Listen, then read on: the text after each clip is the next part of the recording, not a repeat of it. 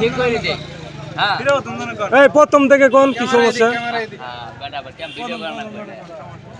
ভাই শুনেন শুনেন আসলে ঘটনা সত্য। আপনি গুনা মনে করে আমি আইছি এক বেড়াতে গ্যাসের চুলা নষ্ট হয়ে গেছে দেখলাম দেন ভাই আমি ঠিক করে দিই বুঝছেন ভাই ঠিক করবা যায় দুইটা বেলুন আছিল আমার হাত ভাই আপনার কাছে দিছি দেওয়ার পরে ওই আপনার গ্যাসের চুলা ঠিক করতেছি ঠিক করা শেষ ঘুরি দেই ভাই আমার বেলুন নাই বেড়াও নাই গিয়া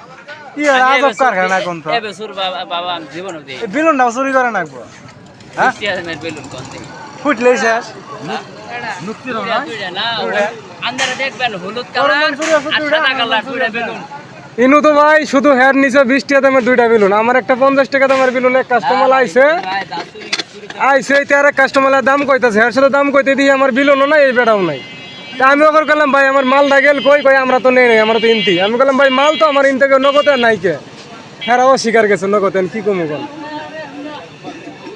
বেলুনটা চুরি হয় না